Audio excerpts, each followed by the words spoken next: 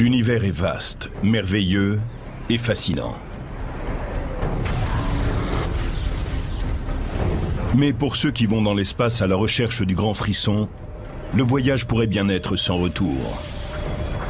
C'est un endroit dont vous pouvez très bien ne pas revenir. Ou en tout cas, pas tel que vous étiez en partant. Nous allons aller là où personne n'a jamais osé s'aventurer.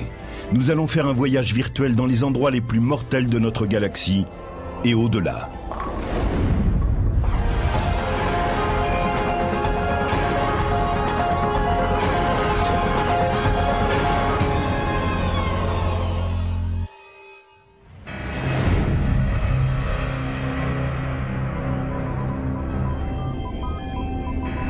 Partons pour une aventure aux frontières de l'ultime.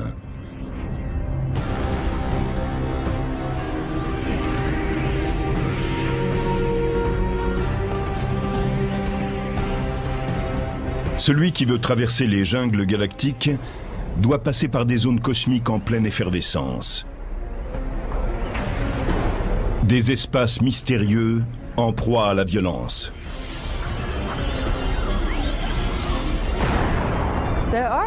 Ce sont en effet des endroits dangereux.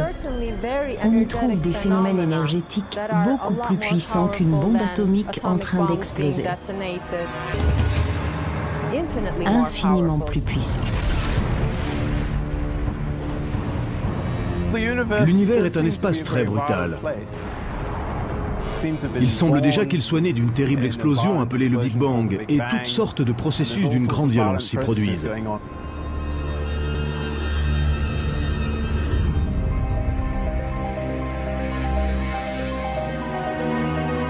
Le 27 décembre 2004, des satellites ont capté la plus grande explosion cosmique qui ait jamais été enregistrée.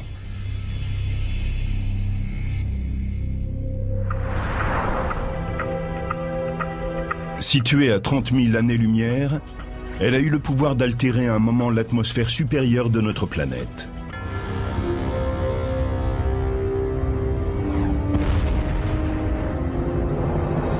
Cette déflagration a été provoquée par un magnétar, une des étoiles les plus denses et les plus dangereuses qui soient. La force du champ magnétique d'un magnétar équivaut à 1000 milliards de fois celle du champ magnétique de la Terre. Elle serait capable d'effacer les informations d'une carte de crédit à 150 000 km de distance. Ce qui correspond à la moitié de celle qui nous sépare de la Lune. C'est donc très proche à l'échelle astronomique. Ces étoiles à neutrons possèdent le champ magnétique le plus puissant de tout l'univers. Les spécialistes ont confirmé la présence de 12 d'entre elles dans notre galaxie, mais elles pourraient être plus nombreuses.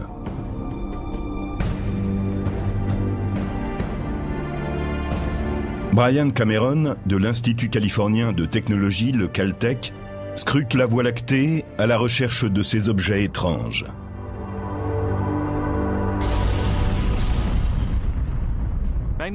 Les magnétars sont une catégorie particulière d'étoiles à neutrons.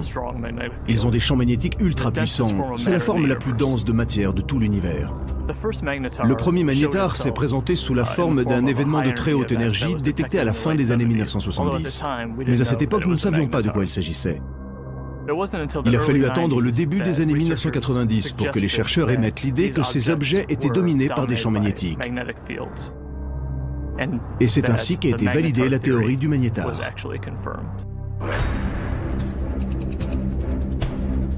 Les magnétars naissent au moment de l'agonie d'étoiles massives.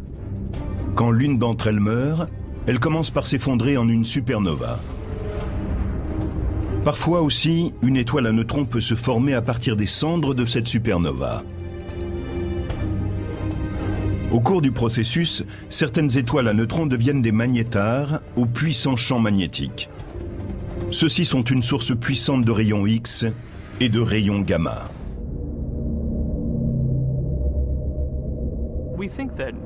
Nous pensons que les étoiles à neutrons ordinaires ont pour origine des étoiles dont la masse est 10 ou 20 fois celle du Soleil. Et nous avons la preuve que les magnétars sont nés d'étoiles sans doute plus massives, faisant 40 fois la taille du Soleil. Une étoile d'une telle masse serait trop lourde pour donner naissance à une étoile à neutrons. Au contraire, sa masse s'effondrerait en un trou noir. Pour qu'il y ait un trou noir, il faut qu'il y ait une accumulation d'une certaine masse et d'un certain volume. Et je ne sais pas pour quelle raison ces étoiles en sont capables. Selon une théorie, certaines étoiles massives suivraient un régime amaigrissant avant d'exploser sous forme de supernova. Elles perdraient ainsi 90% de leur masse. Si bien qu'au lieu de s'effondrer en un trou noir, l'étoile amaigrie deviendrait une étoile à neutrons avec d'immenses pouvoirs magnétiques. Quand la force magnétique atteint une puissance extrême, elle déforme la croûte du magnétar et produit des événements sismiques qu'on appelle les tremblements d'étoiles.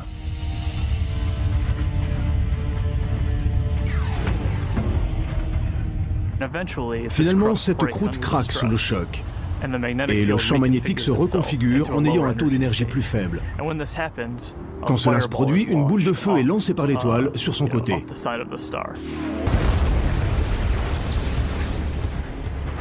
Les tremblements à la surface de l'étoile à neutrons sont donc provoqués par la montée de ces embrasements géants.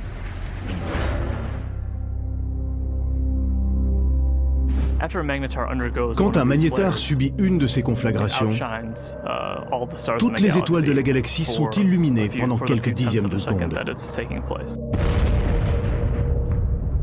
À l'intérieur de ces embrasements géants se produisent de brèves explosions de rayons gamma qui se déplacent à la vitesse de la lumière. Ces bouffées géantes d'énergie sont des explosions de rayons gamma. Elles durent moins d'une seconde. Et elles comprennent tout le spectre des rayons X, de couleur très dure par rapport à d'autres types d'explosions, comme celles de rayons gamma.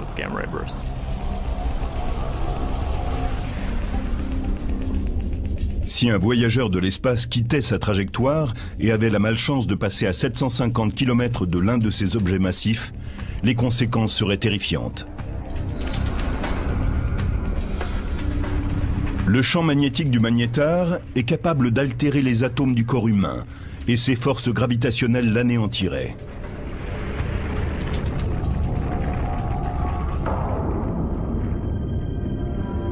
Mais à quelle distance un magnétar peut-il causer des dégâts dans notre système solaire ?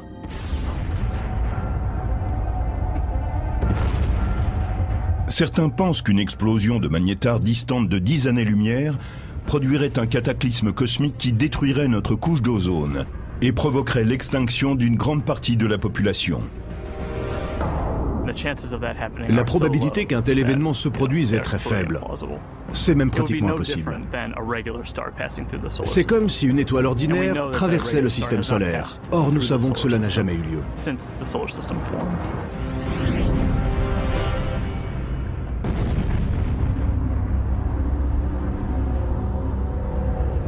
Les spécialistes pensent que les magnétars ont seulement quelques milliers d'années et qu'ils seront très affaiblis au bout de 10 000 ans.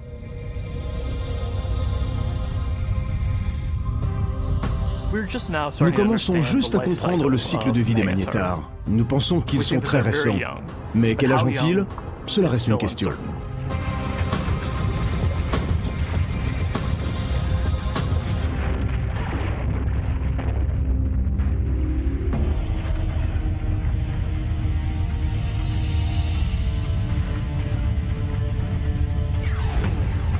À côté des magnétars, les satellites et les observatoires terrestres ont remarqué dans l'espace d'autres objets violents.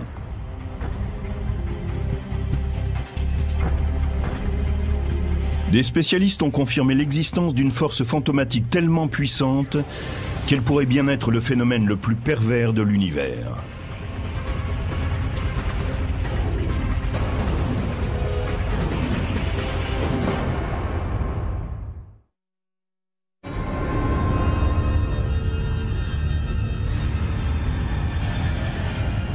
Des voyous très discrets hantent toutes les galaxies. Ce phénomène très particulier déchiquette tout ce qui se trouve sur sa route et n'en fait qu'une bouchée. C'est l'un des phénomènes les plus bizarres et les plus destructeurs que l'on connaisse. C'est le trou noir.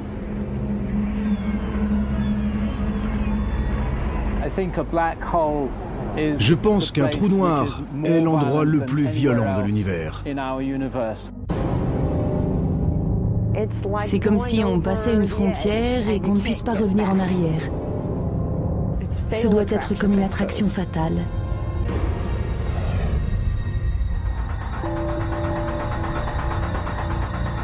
Un trou noir est une région de l'espace où la pression de la gravitation est tellement immense que rien ne peut lui échapper, même pas la lumière.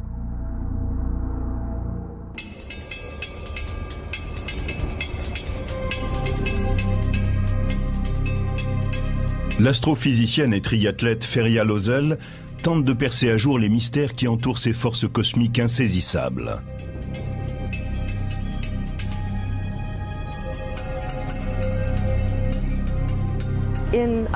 Dans un trou noir, la force gravitationnelle est tellement puissante qu'aucune autre force ne peut rivaliser. Et tout s'effondre en un seul point. Feria Lozel dit que tout ce qui s'approche d'un trou noir y tombera, victime des effets de marée implacables provoqués par la gravitation. Imaginez que vous nagiez dans une piscine. Il n'y a pas de courant. Vous pouvez aller dans la direction où vous voulez. Maintenant, on vous retire de là et on vous met dans une rivière. Imaginez que le courant y soit beaucoup plus fort. Vous ne pouvez aller que dans le sens du courant. L'espace qui se trouve autour du trou noir agit comme dans cette rivière en furie. Vous ne pourrez jamais combattre l'énorme énergie qui vous entraîne.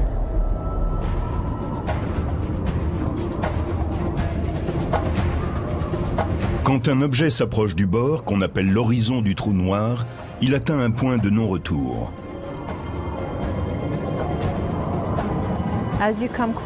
En vous rapprochant de l'horizon du trou noir, vous vous rapprochez de ce mouvement extrêmement rapide qui anime l'espace qui est en dessous de vous. À ce moment-là, la seule direction que vous pouvez prendre est celle du trou noir.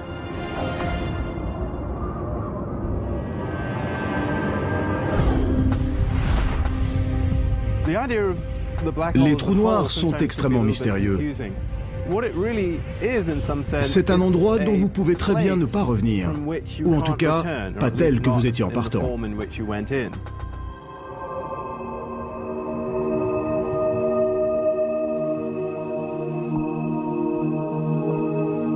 Les trous noirs sont difficiles à détecter, parce que, comme leur nom l'indique, ils sont invisibles puisqu'ils sont noirs. Mais les spécialistes les localisent quand ils s'aperçoivent qu'un objet, comme une étoile qui passe par là, est affecté par leur force gravitationnelle. Un trou noir complètement isolé ne serait pas visible. Ce que nous apercevons, c'est la matière brûlante qui tourbillonne autour de lui et qui est aspirée.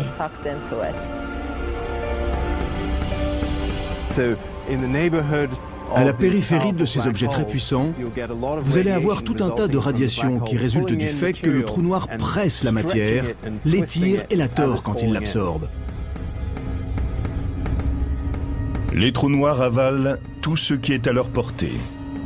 Et il y en a des milliards qui rôdent dans l'univers.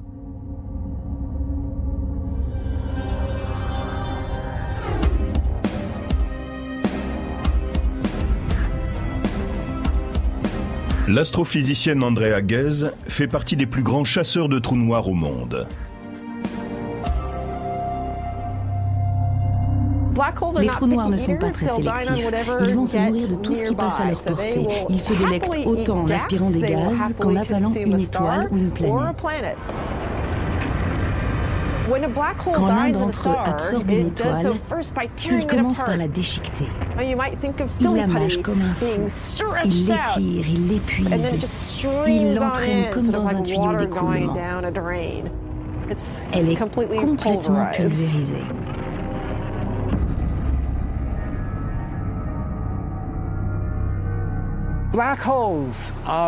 Les trous noirs naissent de l'effondrement du noyau d'une étoile massive, un objet dont la masse est 25 ou 30 fois plus importante que celle du Soleil, voire plus. Quand elle arrive en fin de vie, l'étoile massive brûle son noyau. D'abord l'hélium, puis le carbone, le nitrogène et l'oxygène. Quand elle arrive au fer, elle n'a plus de combustible nucléaire. Et ce noyau de fer atteignant une certaine masse, il arrive un moment où il ne peut plus tenir et où il s'effondre en formant un trou noir qui est créé en même temps que la supernova.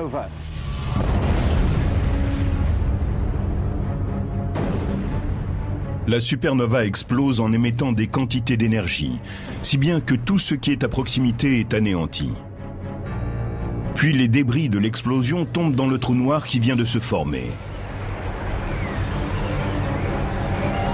Et il semble que la clé de l'attraction du trou noir soit la force de la gravitation. La force gravitationnelle va attirer les objets alentour comme elle fait tourner les planètes autour du Soleil. En fait, les étoiles vont tourner en orbite autour du trou noir pendant une grande partie de leur vie sans être aspirées. Elles sont parfaitement en sécurité tant que l'attraction fatale ne s'exerce pas sur elles. Mais si elles s'aventurent trop près, tout près du bord, elles sont avalées.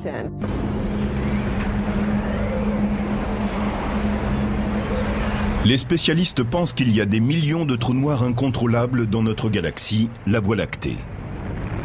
Et comme ils ne sont pas aisément détectables, qui sait s'il ne s'en trouve pas un juste à côté de notre planète? À quelle distance risque-t-on d'être absorbé par un trou noir? Être trop près d'un trou noir, c'est être à une distance équivalente à celle entre le Soleil et la Terre. Mais c'est sans doute encore trop proche. Pour les futurs voyageurs de l'espace, mourir dans un trou noir serait un mode très violent de disparition.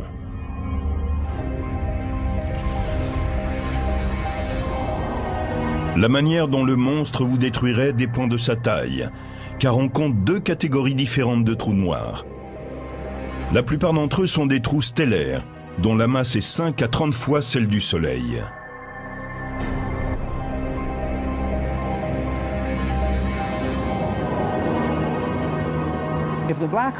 Si le trou noir est de la taille d'une étoile, les forces de marée qui s'exercent autour de lui sont assez fortes pour vous réduire en pièces, même si vous vous trouvez en dehors de son horizon.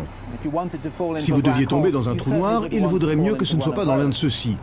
Il vous réduirait à l'état de spaghetti.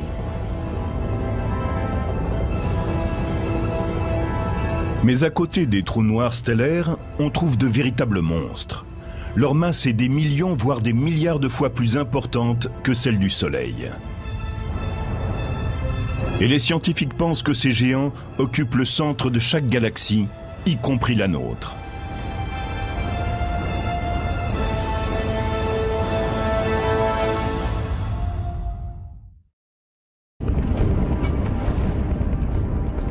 Les trous noirs font partie des curiosités les plus énigmatiques et les plus dangereuses de l'univers. Un trou noir a un appétit dévorant. Il aspire tout ce qui est sur sa route et recrache ce qu'il ne peut engloutir.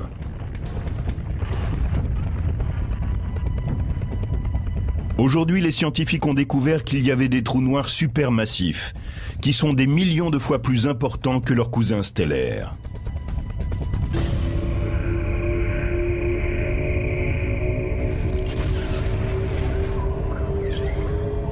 On pense que les trous noirs supermassifs seraient nés après le Big Bang, au début de la création de l'univers.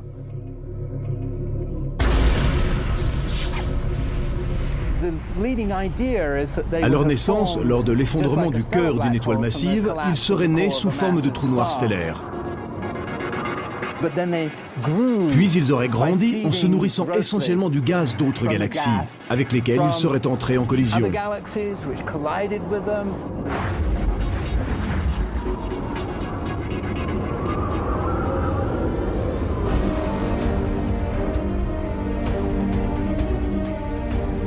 Les spécialistes ont découvert que ces ogres noirs exerçaient leur puissance au centre des galaxies. On pense que les trous noirs supermassifs sont très certainement au centre de la galaxie parce que ce sont les objets les plus massifs. À cause de cette masse, ils ont tendance à sombrer au milieu. Et c'est pour cette raison que vous les trouverez toujours au centre d'une galaxie. Pendant longtemps, les spécialistes ne croyaient pas à l'existence d'un trou noir supermassif dans notre Voie lactée.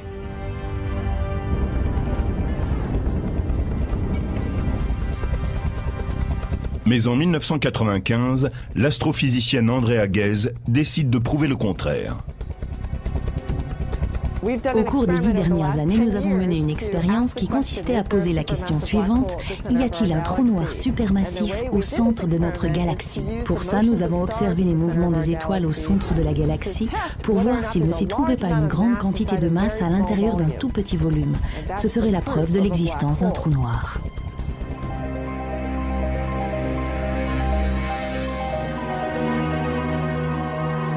L'observatoire Keck à Hawaï abrite un des plus grands télescopes du monde. C'est là qu'Andrea Ghez a commencé à utiliser une technologie révolutionnaire appelée l'optique adaptative qui permet de capter des objets extrêmement éloignés. Sur cette première image, obtenue sans le secours de cette technique, on ne voit rien à l'intérieur de ce grand carré. Avec le système d'optique adaptative, on y aperçoit des étoiles. Cette région du ciel abrite celles qui sont la clé de notre expérience. Nous voulons voir comment elles se déplacent. Andrea Ghez a remarqué qu'un vaste amas d'étoiles tournait autour d'un objet invisible au centre de notre galaxie et qu'elle se déplaçait à une vitesse inhabituelle. Nous voyons que ces étoiles sont très près du centre et à l'aide de ce système, nous pouvons les observer. Elles tournent autour du trou noir, tout comme notre planète tourne autour du Soleil. Leur orbite nous indique où se trouve le trou noir. Il est exactement là où sont ces étoiles, au centre de notre galaxie. Et en voyant à quelle vitesse va l'étoile et comme son orbite est resserrée, nous pouvons dire où est le trou noir dont nous pensons aujourd'hui qu'il équivaut à 4 millions de fois la masse du Soleil.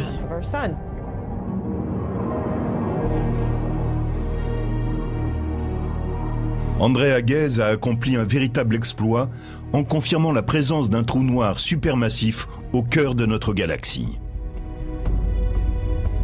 C'était très exaltant de découvrir ce trou noir supermassif au centre de notre galaxie. C'était la réponse à ce que nous cherchions. Nous avons posé la question: y a-t-il un trou noir? Et nous avons conçu une expérience qui a permis de le capter.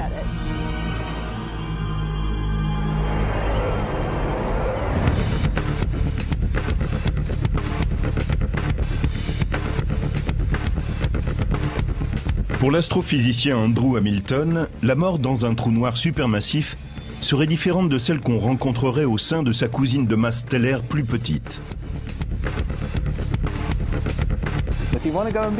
Si vous voulez aller là-bas en touriste et vivre cette expérience extrême qui consiste à tomber à l'intérieur d'un trou noir et à découvrir ce qu'il s'y trouve, faites donc un tour dans un trou noir supermassif. C'est ce qu'il y a de mieux.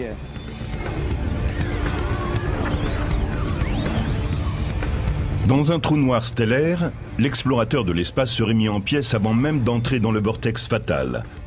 Alors que dans le cas d'un trou noir supermassif, il tomberait d'abord en chute libre.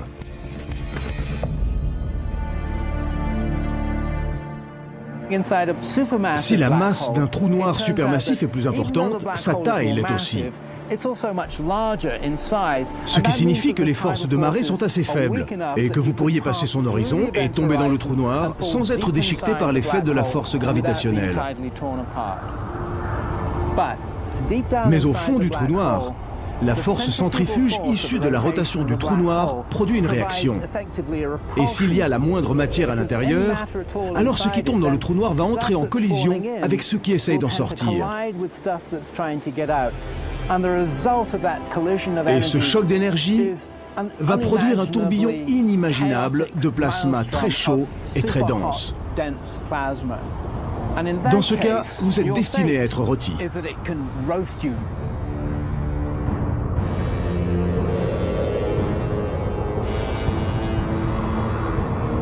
À partir de quelle distance des voyageurs de l'espace seraient avalés par un trou noir supermassif situé au centre de la galaxie?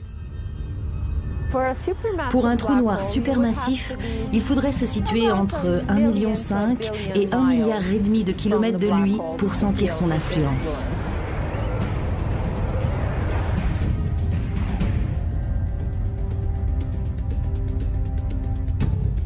Au cours des années, le télescope à rayons X Chandra a capté les trous noirs supermassifs de notre galaxie. Ils grignotent de la matière cosmique, mais ne s'empiffrent pas comme les autres trous noirs supermassifs. Comparé à d'autres, notre trou noir est aujourd'hui inactif. Notre galaxie n'a que peu de gaz en son centre. Aussi, n'a-t-il quasiment rien à se mettre sous la dent. Il ne mange pas grand-chose. Il est à la diète.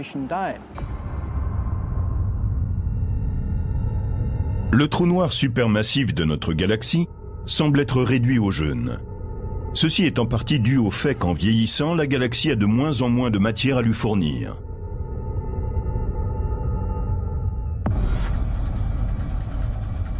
Mais, dans le futur, il pourrait être un peu plus actif s'il arrivait plus de gaz en son centre pour l'alimenter. Une façon de redonner de l'appétit à notre trou noir supermassif est d'entrer en collision avec une autre galaxie.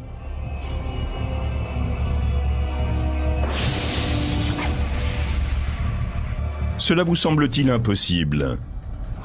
À 2 millions d'années-lumière de là, notre voisin le plus proche, la galaxie d'Andromède, se dirige vers nous à la vitesse de 110 km par seconde, ou 400 000 km/h.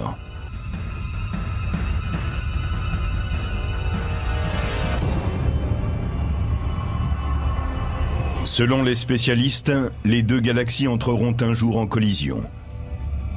Et sous le choc, la plus grande galaxie peut s'engager dans un des actes les plus primitifs que l'univers connaisse.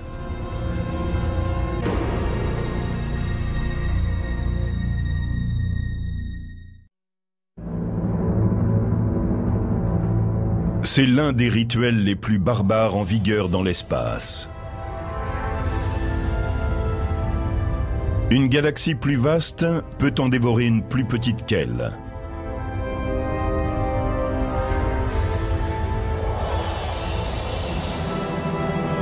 Ce scénario n'est pas né de l'imagination d'un écrivain de science-fiction.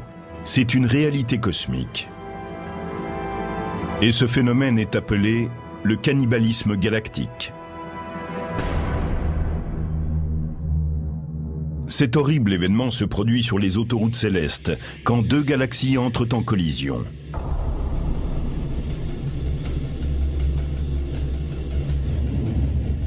Elles peuvent alors se mélanger au cours d'une fusion barbare.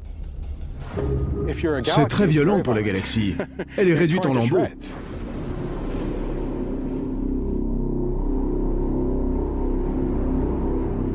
Joshua Barnes étudie la fusion des galaxies. Tel un enquêteur sur une scène de crime, il affirme que ses recherches démarrent un peu comme l'analyse d'un accident automobile. Imaginez que vous arriviez sur le lieu d'un accident de la circulation. Vous avez deux véhicules écrabouillés, mais pas de témoins. Personne pour vous dire ce qui s'est passé. Vous avez juste ces preuves physiques. C'est à peu près la même chose quand on étudie la collision de deux galaxies. Il n'y a pas de témoins. Tout ce qu'on a, c'est ce qu'il en reste.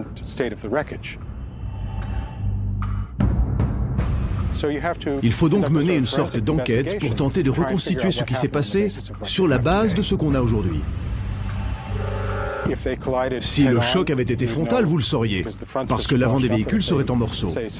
Mais si le choc a été latéral, ce qui est le plus probable dans le cas des galaxies, l'épave aura un aspect tout différent, et il vous restera à interpréter ce que vous constatez. Qu'est-ce qui provoque la fusion des galaxies? C'est la gravitation. Dans l'univers, tout tombe en chute libre à travers l'espace. Quand vous avez deux objets aussi importants que des galaxies, leur force de gravitation les pousse l'une vers l'autre, et elles tombent l'une dans l'autre. C'est la seule force de gravitation qui pousse ainsi les objets. Les galaxies que l'on voit aujourd'hui entrer en collision sont, pour la plupart d'entre elles, destinées à se rencontrer depuis plus de 10 ou 15 milliards d'années. Mais c'est maintenant seulement que le choc se produit.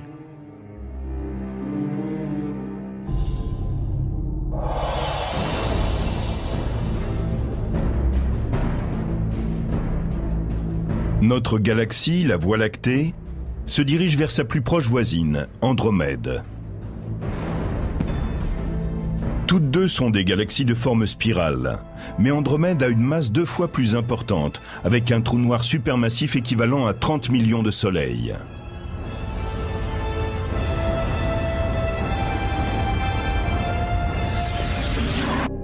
C'est comme une sorte de ballet. Vous voyez 2 galaxies qui se rapprochent.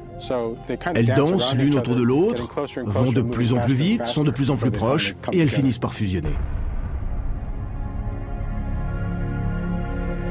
Mais au moment de l'impact, ces danseurs galactiques exécuteront davantage qu'une pirouette. Chacune a un disque en spirale formé d'étoiles. Et autour de ce disque, un halo de matière sombre, invisible, que nous ne pouvons détecter que grâce à son champ gravitationnel. Ces 2 halos sombres, plus larges, vont se chevaucher quand les galaxies vont se croiser. En général, quand elles s'enroulent l'une autour de l'autre tout en se rapprochant, on finit par ne plus pouvoir les distinguer et leurs noyaux fusionnent.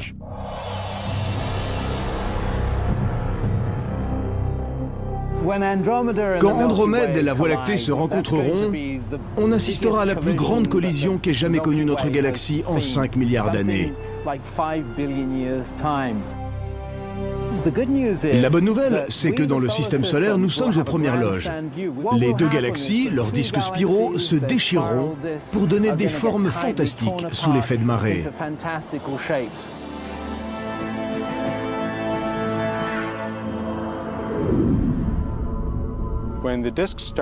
Quand les disques commencent à se rapprocher l'un de l'autre, ils libèrent de longs serpentins d'étoiles qu'on appelle les queues de marée. Le Soleil et le système solaire devraient être à l'abri. Mais c'est difficile à prévoir. Nous pourrions avoir la chance d'être sur une de ces queues de marée et avoir une vue d'ensemble de tout le processus en passant à côté. Ou alors nous pourrions être projetés en orbite et plonger vers le centre des galaxies en train de fusionner. Nous n'avons aucun moyen de le savoir.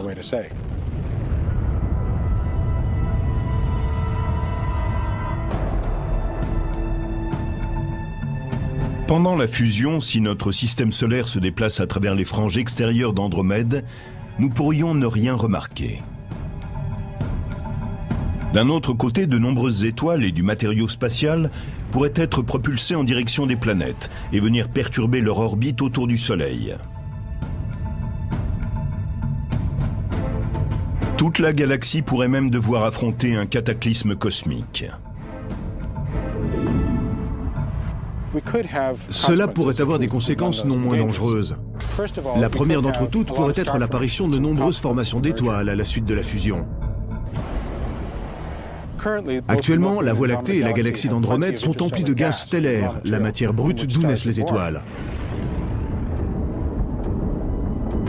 La fusion signifierait qu'un plus grand nombre de supernovas passerait dans notre voisinage. Et cela pourrait créer des ondes de choc, des explosions de rayons cosmiques qui auraient de graves conséquences.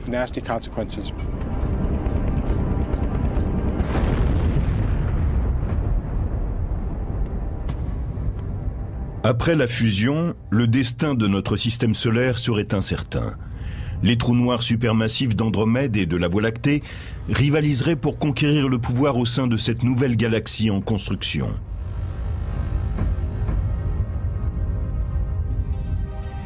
Quand elles fusionneront, elles donneront naissance à une nouvelle galaxie. Et ces 2 trous noirs supermassifs formeront une spirale au centre de celle-ci. Pendant un court instant, ils seront un trou noir binaire. Et ces trous noirs commenceront à absorber le gaz. Au fur et à mesure où les objets seront attirés par la collision, le gaz tombera dans ces trous noirs. Ils vont se mettre en marche et émettre des radiations. Mais il sera possible d'assister à de vrais feux d'artifice, puisque les trous noirs seront alimentés par la matière qui tombera. C'est une réelle possibilité. À ce moment-là, pour admirer le processus, il faudrait être sur une de ces queues de marée et avoir échappé à la collision.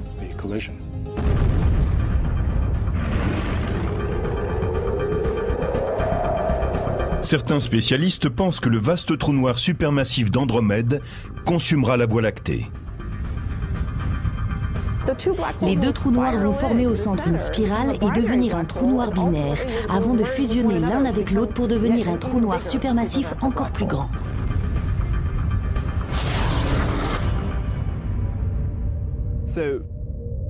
Ainsi, une petite galaxie qui entre en collision avec une grande est comme dominée par la grande galaxie. Elle verra la plus grande partie de son matériau absorbé par cette galaxie et sera consumée par elle.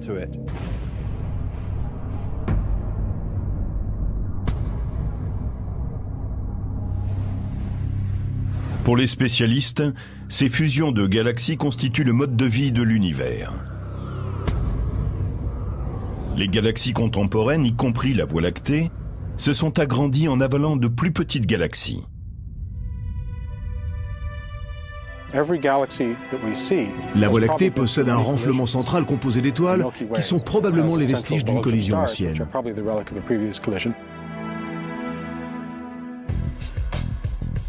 La plupart des spécialistes sont d'accord pour dire que la fusion de la Voie lactée avec Andromède ne se produira pas avant 3 milliards d'années.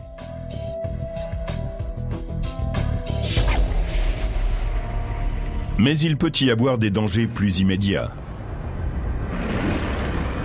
Nous avons à des millions d'années-lumière des voisines, des galaxies hyperactives qui sont particulièrement violentes.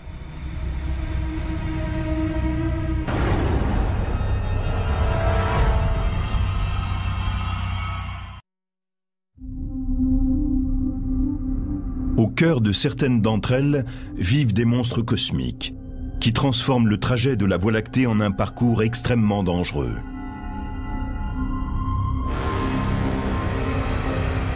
Les quasars sont des objets bizarres.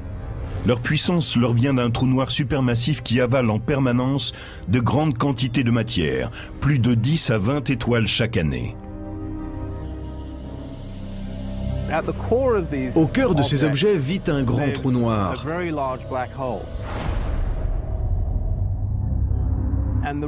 Et le rôle de ce trou noir est de générer une énorme quantité d'énergie.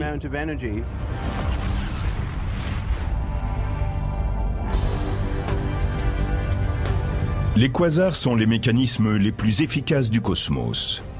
Ils émettent plus de puissance que 100 galaxies normales. Et ils sont 10 milliards de fois plus vastes que le Soleil.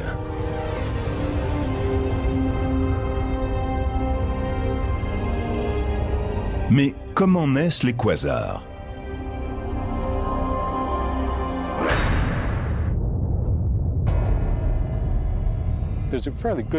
Il y a une relation directe entre les dernières étapes de la fusion galactique et ce qu'on appelle le phénomène des quasars. Si la Voie lactée et Andromède entraient en collision, nous pourrions avoir un quasar actif au centre des galaxies en fusion, pendant 10 ou même 100 millions d'années. Et il produirait près de 100 fois plus d'énergie qu'une galaxie normale. En étant sur une orbite qui nous conduise au centre de la galaxie, nous nous rapprocherions de ce quasar et nous serions alors brûlés. Le mot quasar signifie source quasiment stellaire, autrement dit émetteur d'ondes radio qui ressemblent à une étoile. Le mot a été inventé alors que le quasar était encore un mystère. Nous savons aujourd'hui que ces objets ne sont pas le moins du monde des étoiles. En plus d'émettre des ondes radio et de la lumière visible, ils diffusent des rayons ultraviolets, des ondes infrarouges, des rayons X et des rayons gamma. Ils sont tous mortels si l'on s'en approche trop.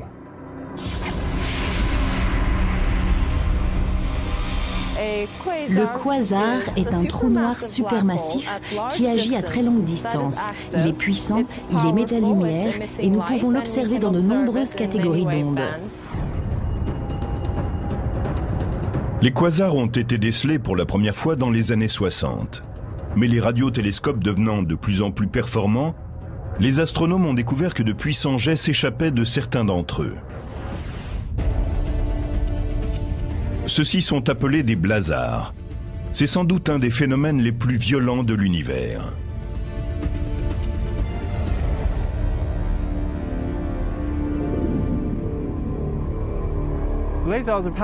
Les blazars tirent leur puissance des trous noirs comme les quasars, mais en même temps ils sont différents. Toute l'énergie qui est concentrée en eux s'échappe sous forme de jets lumineux extrêmement puissants.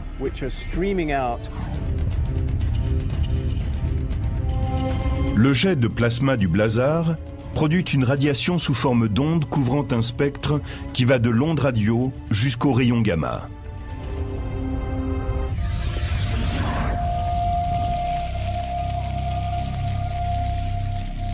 L'astrophysicien Glenn Piner a enquêté sur les conditions qui règnent au cœur de ces étranges objets.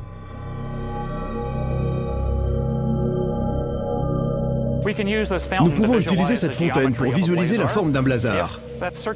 La base circulaire de la fontaine représente le disque d'accrétion. Le jet d'eau qui en sort représente le jet de plasma qui s'échappe du blazar. Si la planète Terre était dirigée vers l'endroit d'où sort l'eau, nous pourrions apercevoir un blazar.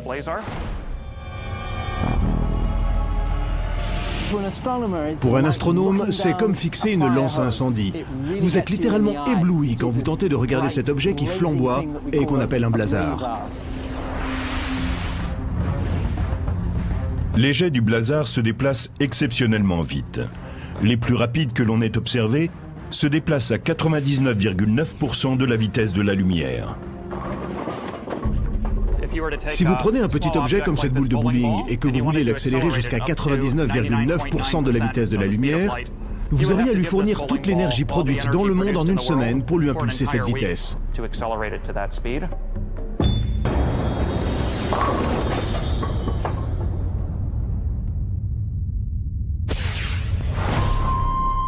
Lorsqu'il s'agit des blazars, nous n'accélérons pas de petits objets comme ces boules de bowling, mais de grandes masses équivalentes à celles de Jupiter, ou même plus encore. Les jets reçoivent donc du blazar des quantités incroyables d'énergie. Les blazars ont des conséquences inimaginables sur les objets cosmiques qui passent trop près de ces jets mortels. S'il y avait une planète située à quelques années-lumière seulement d'un de ces jets, la radiation émise serait des millions de fois celle d'une étoile. Et elle y serait exposée en permanence. Je ne crois pas qu'on pourrait découvrir de la vie sur une planète qui serait sous le jet d'un blazar.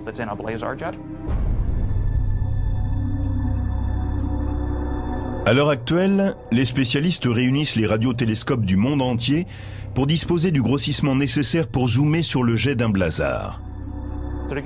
Pour vous donner une idée de ce dont nous avons besoin, il faudrait atteindre un grossissement qui permettrait de lire de New York le journal que quelqu'un tiendrait à Los Angeles. Nous aimerions voir le trou noir le plus près possible pour expliquer la façon dont ces jets sont accélérés et portés à de telles vitesses. Et nous aimerions aussi savoir de quoi exactement sont faits ces jets, car nous l'ignorons encore aujourd'hui.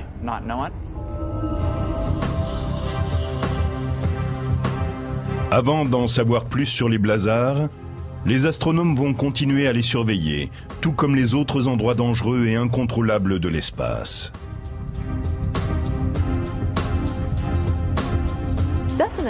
Il est vrai que des événements violents se produisent dans l'univers. Cela représente énormément d'énergie, beaucoup plus que tout ce que nous pouvons imaginer sur Terre.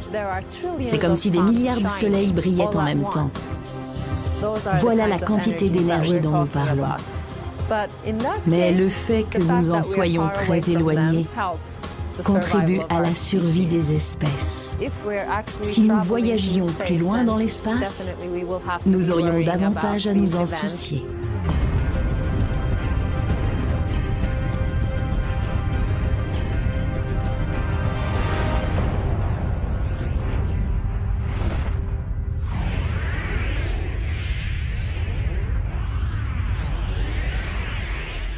Fois celle du champ magnétique de la Terre. Elle serait capable d'effacer les informations d'une carte de crédit à 150 000 km de distance. Ce qui correspond à la moitié de celle qui nous sépare de la Lune. C'est donc très proche à l'échelle astronomique. Ces étoiles à neutrons possèdent le champ magnétique le plus puissant de tout l'univers. Les spécialistes ont confirmé la présence de 12 d'entre elles dans notre galaxie, mais elles pourraient être plus nombreuses.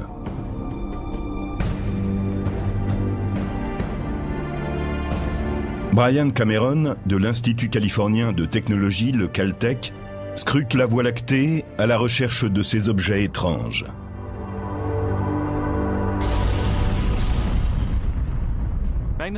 Les magnétars sont une catégorie particulière d'étoiles à neutrons. Ils ont des champs magnétiques ultra puissants. C'est la forme la plus dense de matière de tout l'univers. Le premier magnétar s'est présenté sous la forme d'un événement de très haute énergie détecté à la fin des années 1970. Mais à cette époque, nous ne savions pas de quoi il s'agissait. Il a fallu attendre le début des années 1990 pour que les chercheurs émettent l'idée que ces objets étaient dominés par des champs magnétiques. Et c'est ainsi qu'a été validée la théorie du magnétar.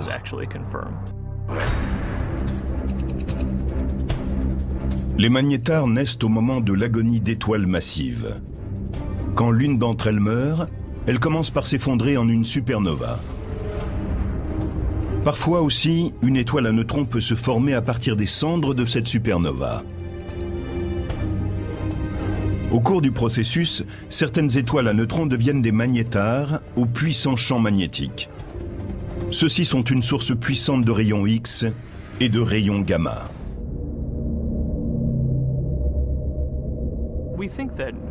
Nous pensons que les étoiles à neutrons ordinaires ont pour origine des étoiles dont la masse est 10 ou 20 fois celle du Soleil. Et nous avons la preuve que les magnétars sont nés d'étoiles sans doute plus massives, faisant 40 fois la taille du Soleil. Une étoile d'une telle masse serait trop lourde pour donner naissance à une étoile à neutrons. Au contraire, sa masse s'effondrerait en un trou noir.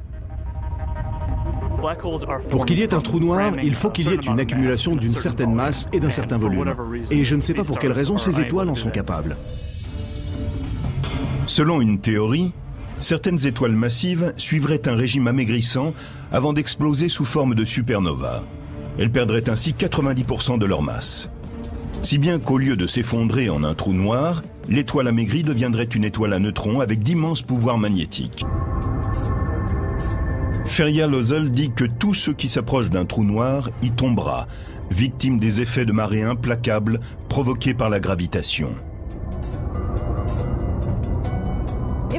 Imaginez que vous nagiez dans une piscine. Il n'y a pas de courant. Vous pouvez aller dans la direction où vous voulez. Maintenant, on vous retire de là et on vous met dans une rivière. Imaginez que le courant y soit beaucoup plus fort. Vous ne pouvez aller que dans le sens du courant. L'espace qui se trouve autour du trou noir agit comme dans cette rivière en furie.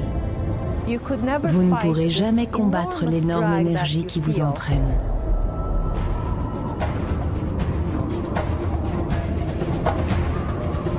Quand un objet s'approche du bord, qu'on appelle l'horizon du trou noir, il atteint un point de non-retour.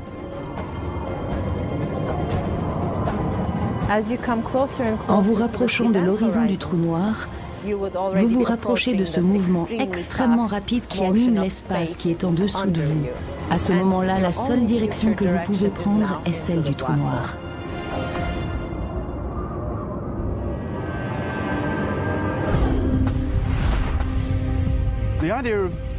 Les trous noirs sont extrêmement mystérieux. C'est un endroit dont vous pouvez très bien ne pas revenir, ou en tout cas, pas tel que vous étiez en partant.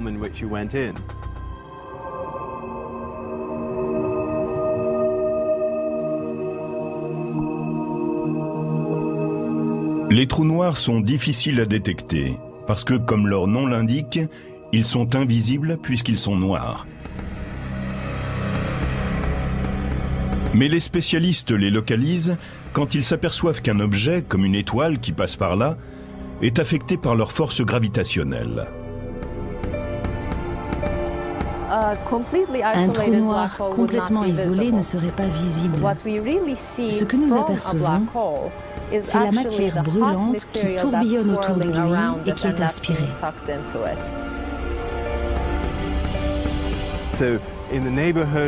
À la périphérie de ces objets très puissants, vous allez avoir tout un tas de radiations qui résultent du fait que le trou noir presse la matière, l'étire et la tord quand il l'absorbe. Les trous noirs avalent tout ce qui est à leur portée. Et il y en a des milliards qui rôdent dans l'univers.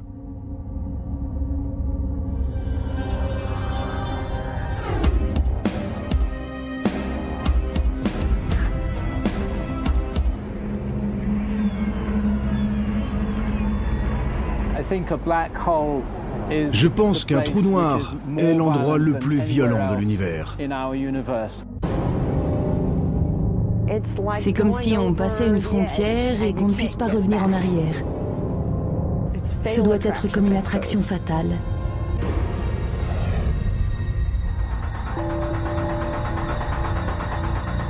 Un trou noir est une région de l'espace où la pression de la gravitation est tellement immense que rien ne peut lui échapper, même pas la lumière.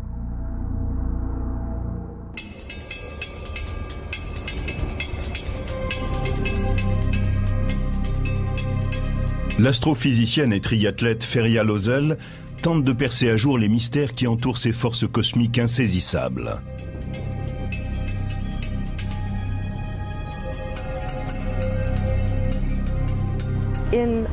Dans un trou noir, la force gravitationnelle est tellement puissante qu'aucune autre force ne peut rivaliser. Et tout s'effondre en un seul point. Feria Lozel dit que tout ce qui s'approche d'un trou noir y tombera, victime des effets de marée implacables provoqués par la gravitation. Imaginez que vous nagiez dans une piscine. Il n'y a pas de courant. Vous pouvez aller dans la direction où vous voulez. Maintenant, on vous retire de là et on vous met dans une rivière. Imaginez que le courant y soit beaucoup plus fort. Vous ne pouvez aller que dans le sens du courant. L'espace qui se trouve autour du trou noir agit comme dans cette rivière en furie. Vous ne pourrez jamais combattre l'énorme énergie qui vous entraîne.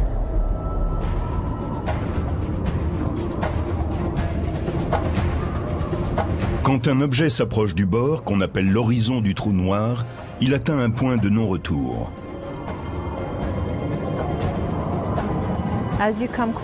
En vous rapprochant de l'horizon du trou noir, vous vous rapprochez de ce mouvement extrêmement rapide qui anime l'espace qui est en dessous de vous.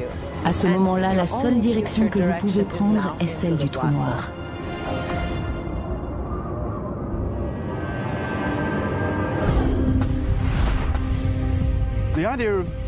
Les trous noirs sont extrêmement mystérieux. C'est un endroit dont vous pouvez très bien ne pas revenir, ou en tout cas, pas tel que vous étiez en partant.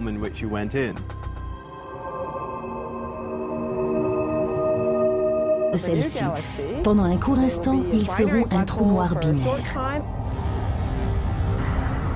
Et ces trous noirs commenceront à absorber le gaz. Au fur et à mesure où les objets seront attirés par la collision, le gaz tombera dans ces trous noirs. Ils vont se mettre en marche et émettre des radiations. Mais il sera possible d'assister à de vrais feux d'artifice, puisque les trous noirs seront alimentés par la matière qui tombera. C'est une réelle possibilité. À ce moment-là, pour admirer le processus, il faudrait être sur une de ces queues de marée et avoir échappé à la collision.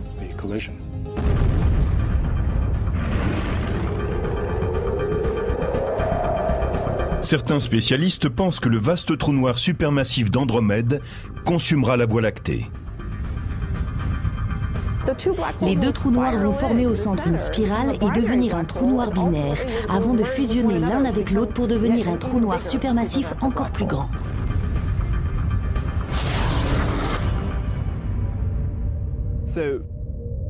Ainsi, une petite galaxie qui entre en collision avec une grande est comme dominée par la grande galaxie. Elle verra la plus grande partie de son matériau absorbé par cette galaxie et sera consumée par elle.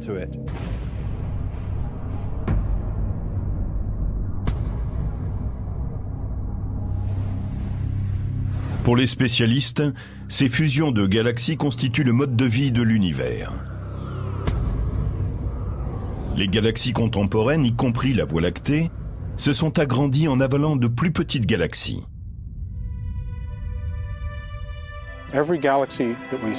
La Voie lactée possède un renflement central composé d'étoiles qui sont probablement les vestiges d'une collision ancienne.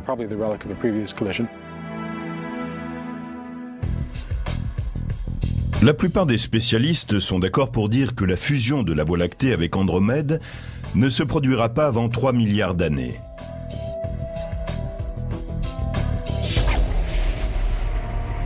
Mais il peut y avoir des dangers plus immédiats. Nous avons à des millions d'années-lumière des voisines, des galaxies hyperactives qui sont particulièrement violentes.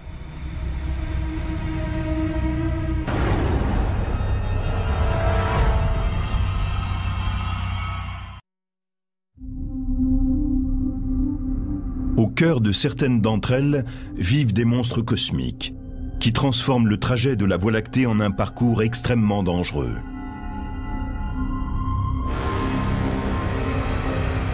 Les quasars sont des objets bizarres. Leur puissance leur vient d'un trou noir supermassif qui avale en permanence de grandes quantités de matière, plus de 10 à 20 étoiles chaque année.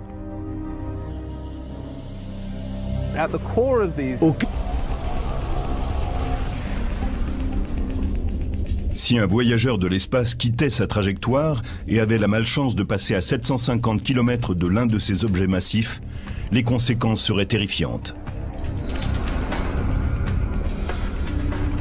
Le champ magnétique du magnétar est capable d'altérer les atomes du corps humain et ses forces gravitationnelles l'anéantiraient.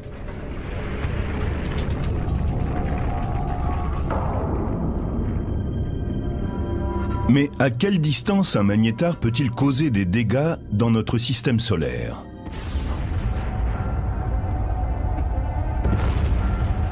Certains pensent qu'une explosion de magnétar distante de 10 années-lumière produirait un cataclysme cosmique qui détruirait notre couche d'ozone et provoquerait l'extinction d'une grande partie de la population.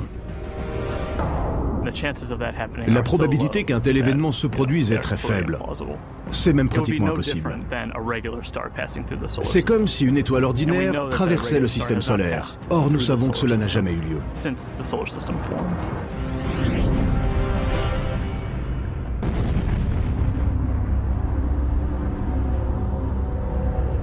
Les spécialistes pensent que les magnétars ont seulement quelques milliers d'années et qu'ils seront très affaiblis au bout de 10 000 ans.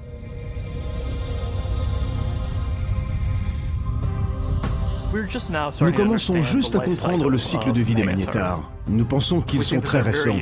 Mais quel âge ont-ils? Cela reste une question.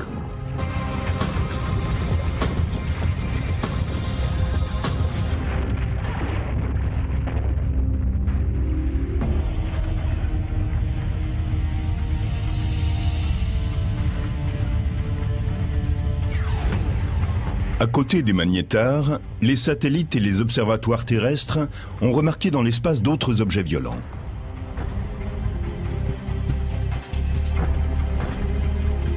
Des spécialistes ont confirmé l'existence d'une force fantomatique tellement puissante qu'elle pourrait bien être le phénomène le plus pervers de l'univers.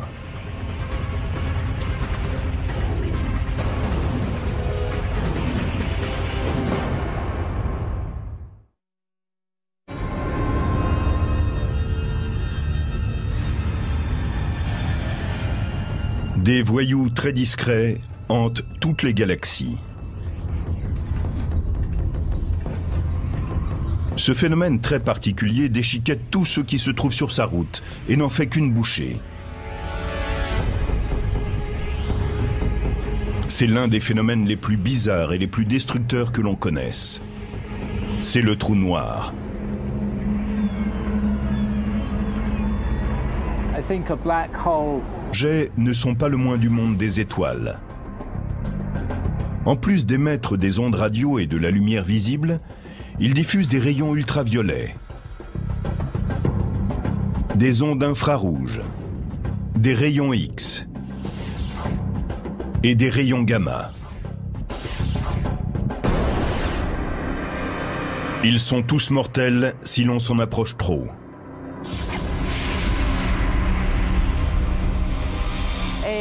Le quasar est un trou noir supermassif qui agit à très longue distance. Il est puissant, il émet de la lumière et nous pouvons l'observer dans de nombreuses catégories d'ondes. Les quasars ont été décelés pour la première fois dans les années 60.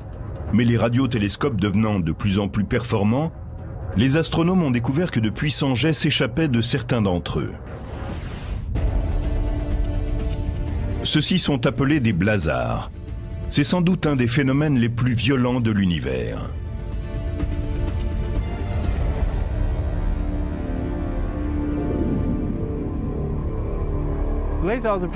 Les blazars tirent leur puissance des trous noirs comme les quasars, mais en même temps ils sont différents. Toute l'énergie qui est concentrée en eux s'échappe sous forme de jets lumineux extrêmement puissants.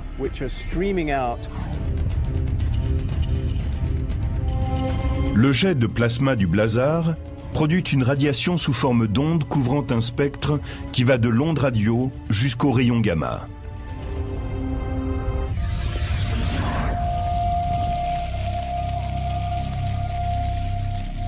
L'astrophysicien Glenn Piner a enquêté sur les conditions qui règnent au cœur de ces étranges objets.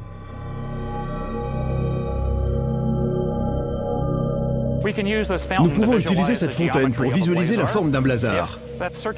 La base circulaire de la fontaine représente le disque d'accrétion. Le jet d'eau qui en sort représente le jet de plasma qui s'échappe du blazar. Si la planète Terre était dirigée vers l'endroit d'où sort l'eau, nous pourrions apercevoir un blazar.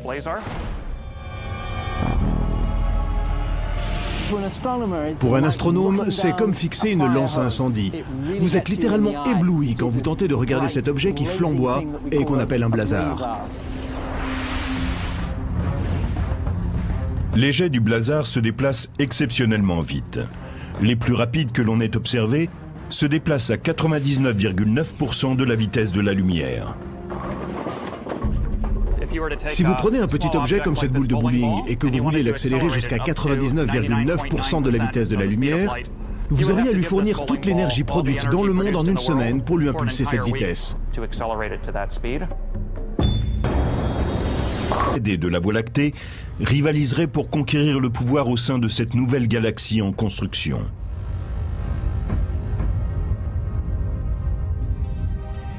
Quand elles fusionneront, elles donneront naissance à une nouvelle galaxie. Et ces deux trous noirs supermassifs formeront une spirale au centre de celle-ci. Pendant un court instant, ils seront un trou noir binaire. Et ces trous noirs commenceront à absorber le gaz. Au fur et à mesure où les objets seront attirés par la collision, le gaz tombera dans ces trous noirs. Ils vont se mettre en marche et émettre des radiations. Mais il sera possible d'assister à de vrais feux d'artifice, puisque les trous noirs seront alimentés par la matière qui tombera. C'est une réelle possibilité. À ce moment-là, pour admirer le processus, il faudrait être sur une de ces queues de marée et avoir échappé à la collision.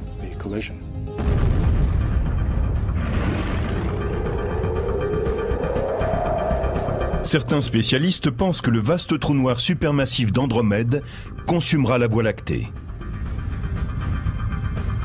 Les deux trous noirs vont former au centre une spirale et devenir un trou noir binaire, avant de fusionner l'un avec l'autre pour devenir un trou noir supermassif encore plus grand.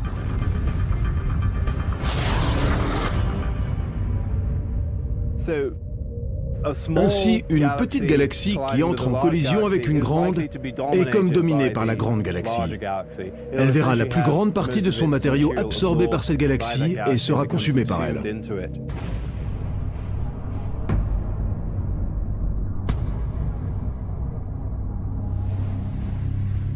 Pour les spécialistes, ces fusions de galaxies constituent le mode de vie de l'univers. Les galaxies contemporaines, y compris la Voie lactée, se sont agrandies en avalant de plus petites galaxies.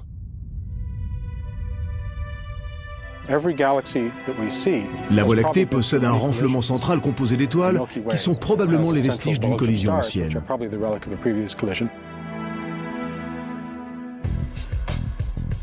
La plupart des spécialistes sont d'accord pour dire que la fusion de la Voie lactée avec Andromède ne se produira pas avant 3 milliards d'années.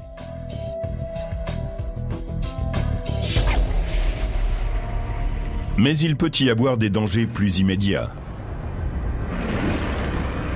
Nous avons à des millions d'années-lumière des voisines, des galaxies hyperactives qui sont particulièrement violentes.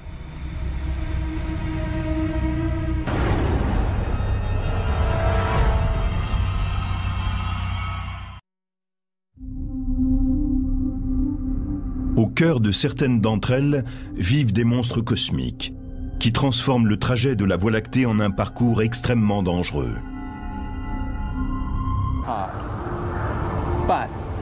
Mais au fond du trou noir, la force centrifuge issue de la rotation du trou noir produit une réaction.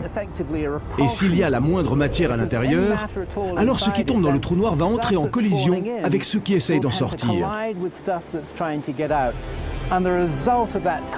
Et ce choc d'énergie va produire un tourbillon inimaginable de plasma très chaud et très dense. Dans ce cas, vous êtes destiné à être rôti.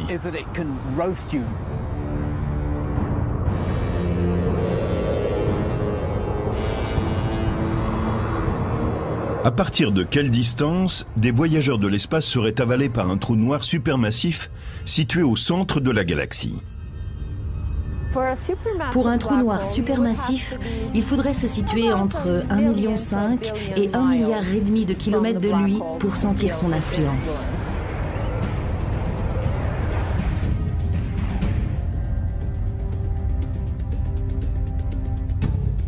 Au cours des années, le télescope à rayons X Chandra a capté les trous noirs supermassifs de notre galaxie. Ils grignotent de la matière cosmique, mais ne s'empiffrent pas comme les autres trous noirs supermassifs. Comparé à d'autres, notre trou noir est aujourd'hui inactif. Notre galaxie n'a que peu de gaz en son centre. Aussi, n'a-t-il quasiment rien à se mettre sous la dent. Il ne mange pas grand-chose. Il est à la diète. Le trou noir supermassif de notre galaxie semble être réduit au jeûne. Ceci est en partie dû au fait qu'en vieillissant, la galaxie a de moins en moins de matière à lui fournir.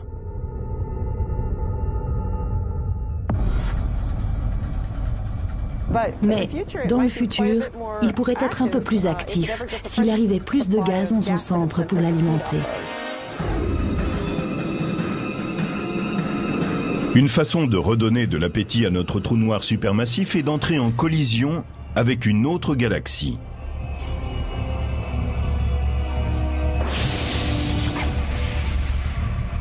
Cela vous semble-t-il impossible? À 2 millions d'années-lumière de là, notre voisin le plus proche, la galaxie d'Andromède, se dirige vers nous à la vitesse de 110 km par seconde, ou 400 000 km/h.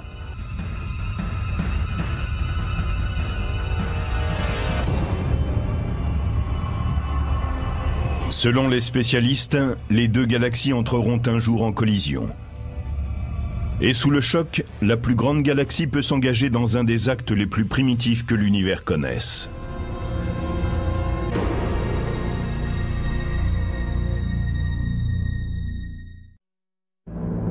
Elle déforme la croûte du magnétar et produit des événements sismiques qu'on appelle les tremblements d'étoiles.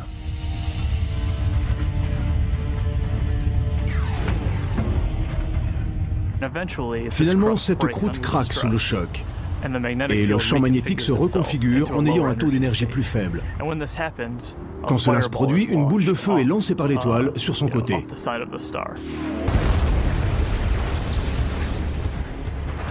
Les tremblements à la surface de l'étoile à neutrons sont donc provoqués par la montée de ces embrasements géants.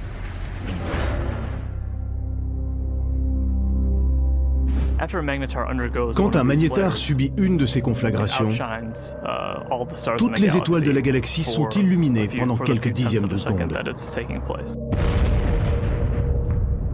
À l'intérieur de ces embrasements géants se produisent de brèves explosions de rayons gamma qui se déplacent à la vitesse de la lumière. Ces bouffées géantes d'énergie sont des explosions de rayons gamma. Elles durent moins d'une seconde. Et elles comprennent tout le spectre des rayons X, de couleur très dure par rapport à d'autres types d'explosions comme celles de rayons gamma.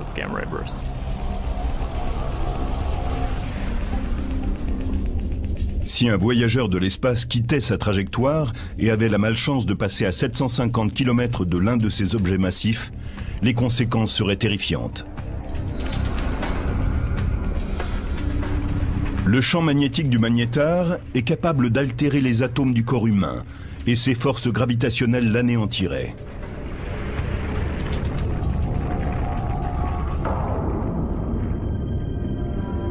Mais à quelle distance un magnétar peut-il causer des dégâts dans notre système solaire ?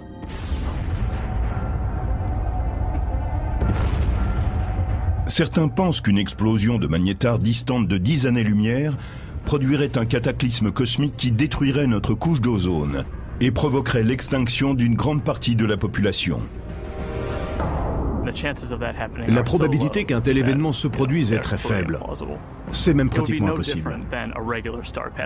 C'est comme si une étoile ordinaire traversait le système solaire. Or, nous savons que cela n'a jamais eu lieu.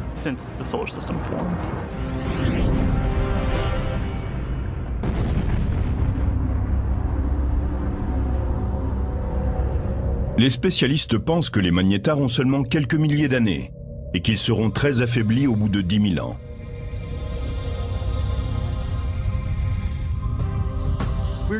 Nous commençons juste à comprendre le cycle de vie des magnétars. Nous pensons qu'ils sont très récents. Mais quel âge ont-ils? Cela reste une question.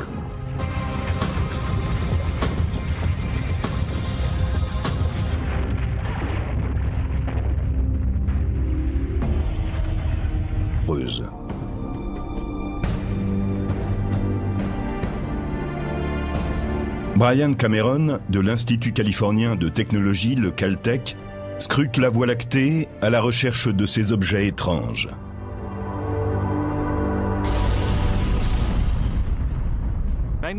Les magnétars sont une catégorie particulière d'étoiles à neutrons.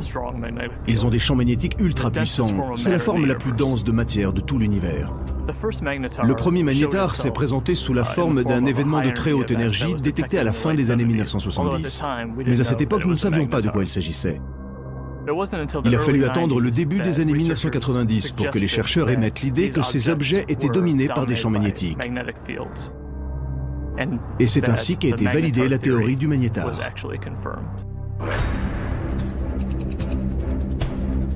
Les magnétars naissent au moment de l'agonie d'étoiles massives. Quand l'une d'entre elles meurt, elle commence par s'effondrer en une supernova. Parfois aussi, une étoile à neutrons peut se former à partir des cendres de cette supernova. Au cours du processus, certaines étoiles à neutrons deviennent des magnétars aux puissants champs magnétiques. Ceux-ci sont une source puissante de rayons X et de rayons gamma.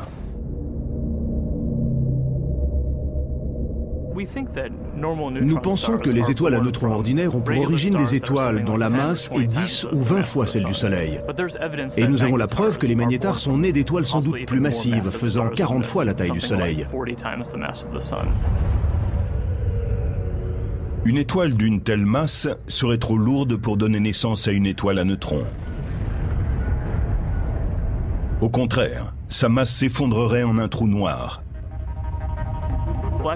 Pour qu'il y ait un trou noir, il faut qu'il y ait une accumulation d'une certaine masse et d'un certain volume. Et je ne sais pas pour quelle raison ces étoiles en sont capables.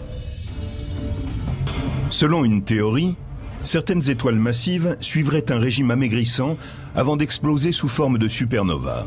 Elles perdraient ainsi 90% de leur masse. Si bien qu'au lieu de s'effondrer en un trou noir, l'étoile amaigrie deviendrait une étoile à neutrons avec d'immenses pouvoirs magnétiques. Quand la force magnétique atteint une puissance extrême, elle déforme la croûte du magnétar et produit des événements sismiques qu'on appelle les tremblements d'étoiles.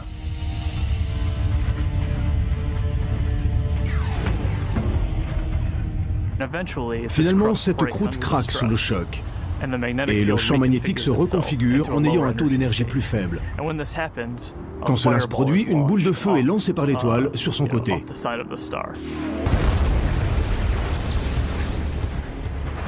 Les tremblements à la surface de l'étoile à neutrons